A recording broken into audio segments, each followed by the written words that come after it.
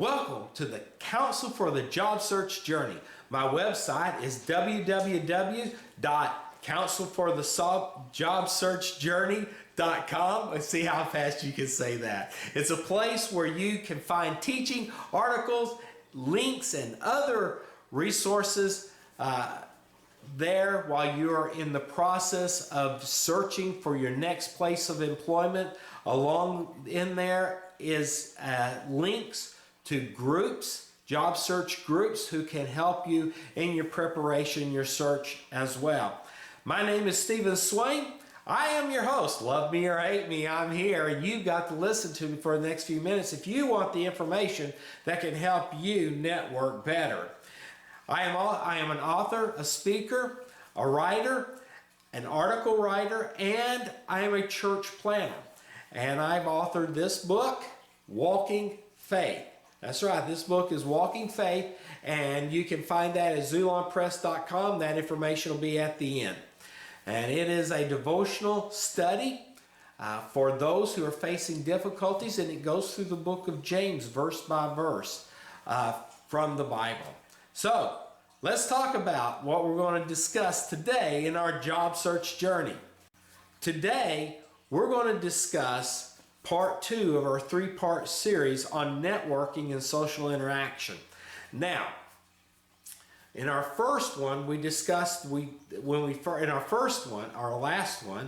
discussed 3 major areas that are often either ignored or forgotten when networking is discussed. So we asked 3 questions. One is, what is networking? The second one is, why should we network? So what's the importance of it? And then the third one is, how should we network? Now, in the first one, we discussed the what is networking, and we talked about what it is not. It is not searching for a job. It is not looking for the next promotion. It is not to gain power, and it's not attempting to make what? Our next sale. It's not about that at all. In fact, we found out that networking is all about relationships. Now, it doesn't mean that those things won't happen as a result of networking, because I can promise you, every job I've ever had was the direct result of networking. I've never gone in and just filled out an application and found a job. Now, I do find some people who do that, but what you find out is those people knew how to network, and they networked themselves into that position. Regardless, networking is in fact nothing more than building relationships, and is social interaction. And you're learning to connect, to grow, and to cultivate those relationships. In other words, we're not people who believe in loving and leaving them. We believe in true building that relationship and showing what is known as emotional intelligence. Now, there are 2 pillars to building or social interaction and networking. Both of those words are interchangeable, by the way. And one is relationship building, and the other is responsibility to relationships. So with those 2 pillars in place, your relationship should be able to, you should be able to connect with people greater, grow with people stronger, and cultivate deeper relationships. Now, remember, this is an interpersonal community we're building. So today, we're going to look at the second topic. Next week will be the third one. This time is the second topic, and that is the importance of networking or social interaction.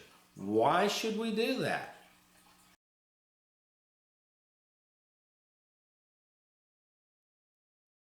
So, why should we network?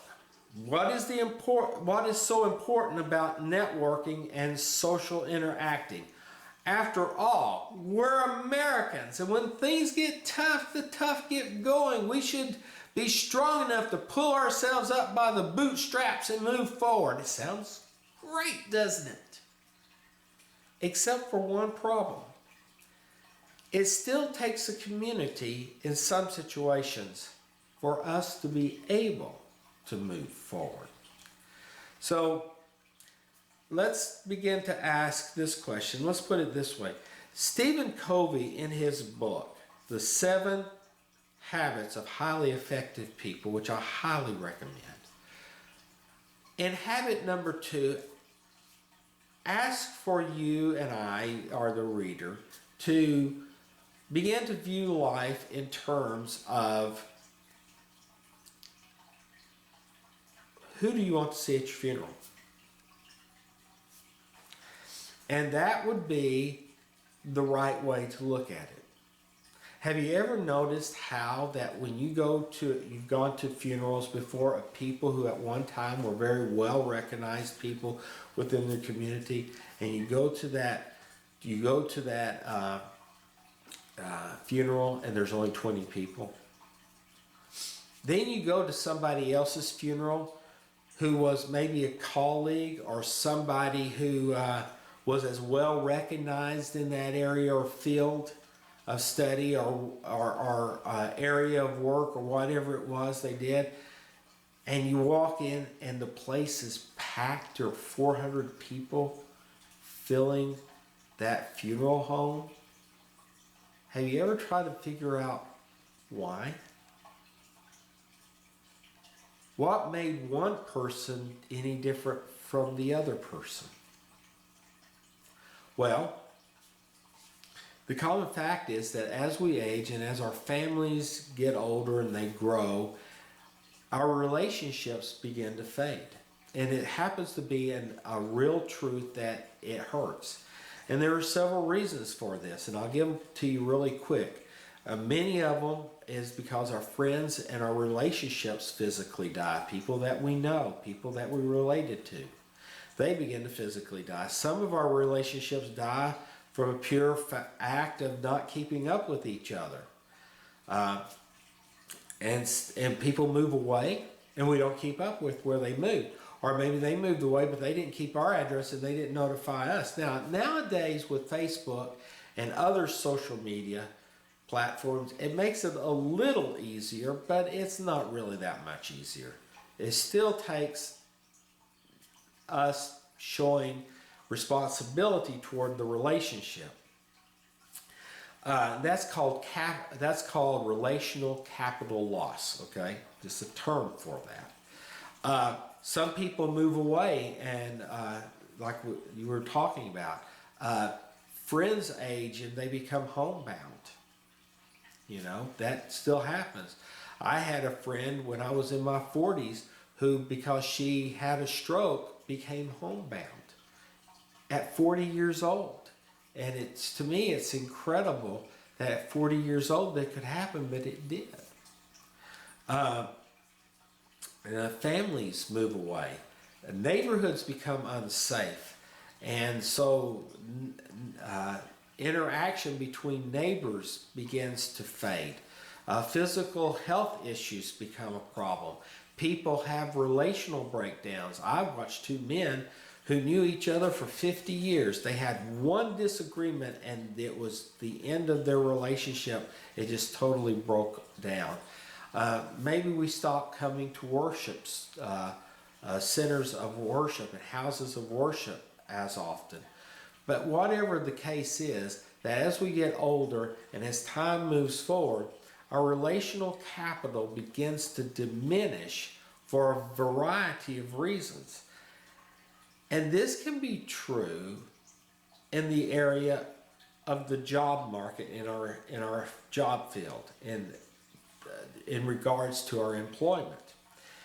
Some statistics that I have read states that most people on the average are what we call networker or social interactive people, and that they only use about 80% of their relational capital in terms of keeping up with people, finding out how people are doing, trying to understand where people are, keeping that relationship flow going, and building new relationships along the way, which becomes more difficult, but it's not impossible. So they do this, and according to them, some of these people, is that if you've been at a job for 5 years, you will lose 3% of your interrelational capital within that 5 years.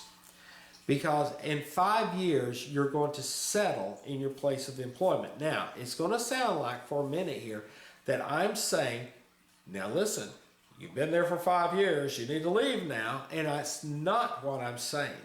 In fact, Career.com noted in one of their articles that staying someplace for 15 or 20 years doesn't necessarily mean it's harmful for your career. It's not. What happens is it depends on what you do while you're there. Whether or not you're moving up the ladder, whether or not you're growing and you're taking on new responsibilities and you're building new relationships within the framework of that company. Then on that level, it doesn't hurt you at all. So we're going to talk about this, but I want you to understand that in 5 years, the norm is 3% of your interrelational capital is going to be gone.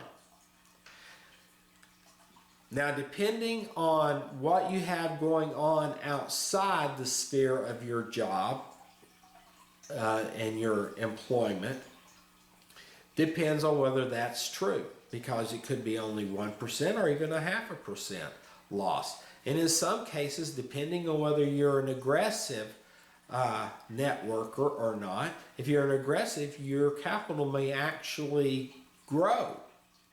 So 5 years on the norm, on the average, 3% loss. And then there's a 3% loss for every year after that.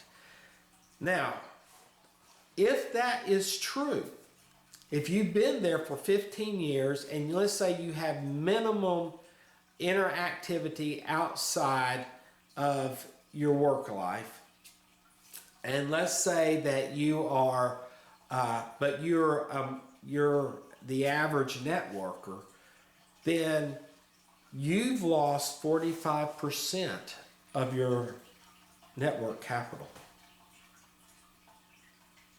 by staying in that one job for 15 years. I found that to be true with my life. When I was laid off after almost 16 years in one place of employment doing inventory analysis work, I found out that I didn't have a network anymore, not like I used to have.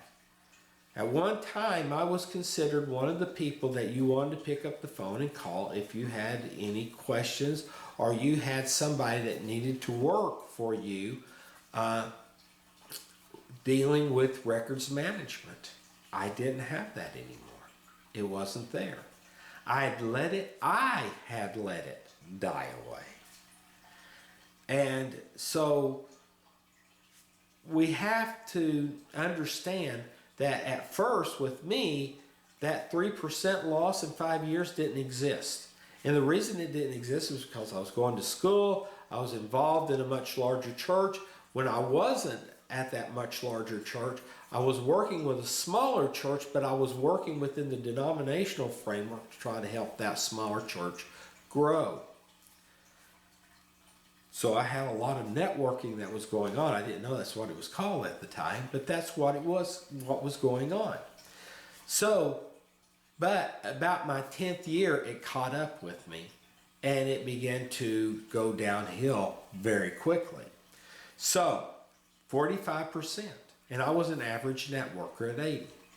Now, if I want to be an aggressive networker, that would not have affected me that much. My layoff would have been, it's a layoff, and people around me would have known, and somewhere in that sphere of all these people would have been somebody that says, hey, come on over here, let's talk. And that's what had happened previously throughout my life before that moment when I landed in the position I was in for 15 years.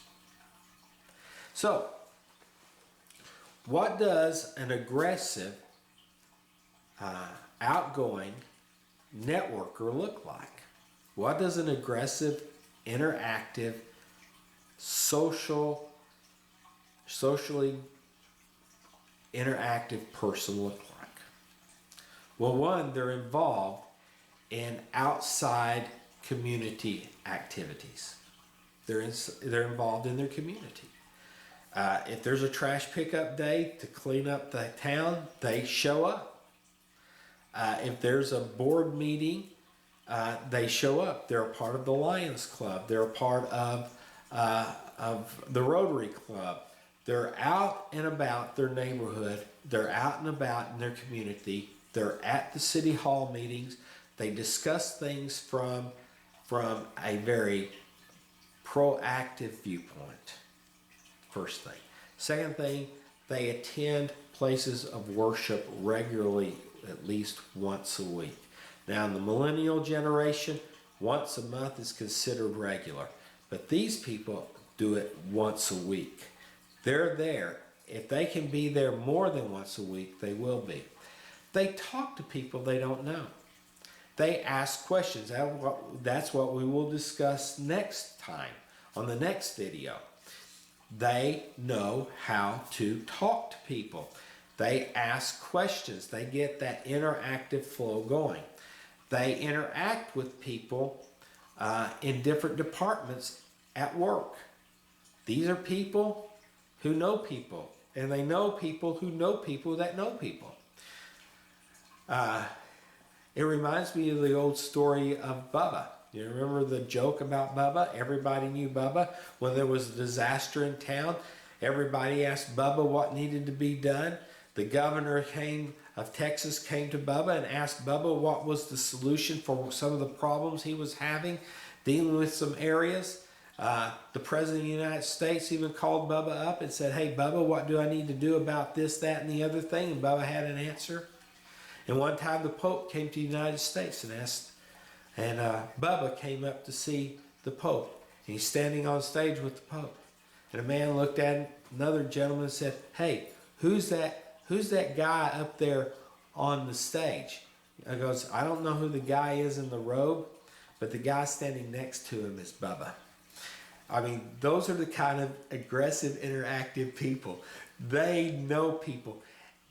These people are the ones that when you go down to if you have a lunch area where everybody sits and eats lunch, these are the people who you go there and they have somebody from HR eating with them. They have somebody from facilities eating with them. They have somebody from the mailroom eating with them. They have somebody from retirement eating with them. They have insurance people. They have everybody gathered around them from different departments. It doesn't look like their department. It looks like their table is just a mixture of other people. And then politics doesn't mean very much to them. Philosophy of life does, though. They are very big on character development and character building. And their character to them is the most important part. So who they associate with, they're very careful with that. But they know and understand people. They belong to associations that are related to their field. For instance, they may belong to ARMA if they are in records management. They may belong to ACAM, which is the Association for Computer Machinery, if they're in IT. And I'm just using that as an example because there's like 500 different groups they could belong to. They're involved in the Society of Human Resource Management if they're in HR. And those are just some examples. They're involved in those areas. Why? Because they want to expand their knowledge and understanding in their particular field. And they want to network with those people, and they want to build relationships with those people so that they can continue to move and grow as well. Now, here's something that needs to be understood.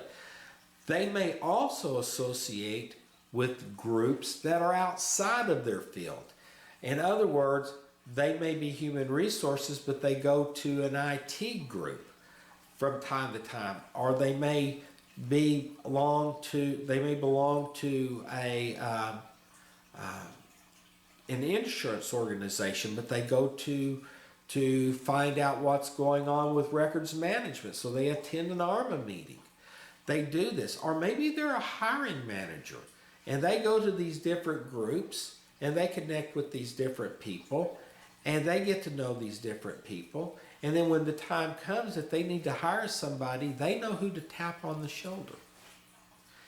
Important thing to realize that there could be a hiring manager involved in those groups. So they go to these different groups. They are involved there. And then they do three things that are really interesting. The first one is they ask questions. The second thing is they listen. And the third thing is they respond.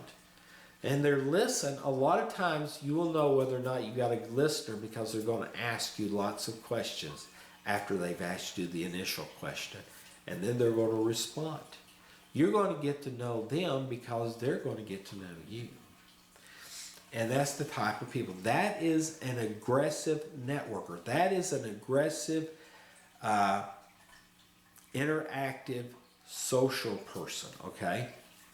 Now, Hebrews chapter 10, verse 24 in the Bible tells the writer of that book tells the churches of his day, and I think he's telling the churches of today this. He says, in that verse, he says that they need to, he says, let us consider how to stimulate one another to love and to good works.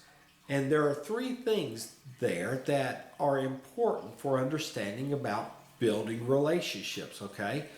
And growing, to be able to do that, connecting, that growing, and that cultivating, those three things that we talked about. And the first thing is, do what you can to encourage people to do what they need to do. He uses the word stimulate in the Greek. That means to poke around, to pinch, to prod, to get pushy. Hey, you need to do this.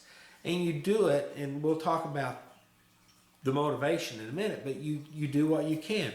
So they're being stimulated. They're connecting with people, okay, because they understand what needs to be done. The second thing is encourage them to do it with the right motivation. I talked about that. He says to do it in love, right? It's something to be done. And so that's part of growing. You want to make sure your motivation is right in doing that. And the third thing is to make sure that it's done for the right reasons. And that would be the good deeds, okay? To love and good deeds. To stimulate one another to love and good deeds. To make sure it's done. And that's cultivating. Because encouraging people to do the right thing constantly with the right motivation means that we're moving at an ever deepening level as far as that relationship is concerned. So, let me ask you that uncomfortable question that we started this all off with. And that is, who do you want to see at your funeral? How many people do you want to see at your funeral? That's not an easy thing to ask. It's not an easy thing to look at, but see, networking, or better yet, social interacting, is not about finding the next job. It's not about finding the next promotion. It's not about gaining more power. It's not about making the next sale. It's about building those relationships, connecting with people, growing with people, and growing those relationships, and growing more relationships, and cultivating the relationships you have in a very deep and responsive way. So you see, it's not what you thought. Now, I want to thank you for being here and listening and watching. I would like for you to take a moment and touch that button down there, like, okay? And then I would like for you to share it with your friends. If you've gotten anything out of it, please share with your friends. You don't know how many of them may be needing to hear something like this. Also, you can connect with me on LinkedIn. Again, that will be given right up here, and it will also be given at the end. And you can go into my LinkedIn page at Stephen-Swaim, It's Stephen-Swain, and you can and connect with me. Make sure you let me know that you're connecting with me as a result of having watched this video. I'm available as a freelance writer, so if you want to have some articles written about a variety of topics, I can do that. And I'm also available as a speaker on a variety of topics. So just email me. My email address will be given at the end. Just email me, and in the subject line put speaking engagement. Look, I really appreciate you being here. I look forward to the next video. And that one, we're going to be looking at how should we network. We're going to have a lot of fun with that one. If you want me to speak on this topic, I'll put all three of them together in an hour-long discourse and discussion, and it'll make it interactive. I will make it interactive.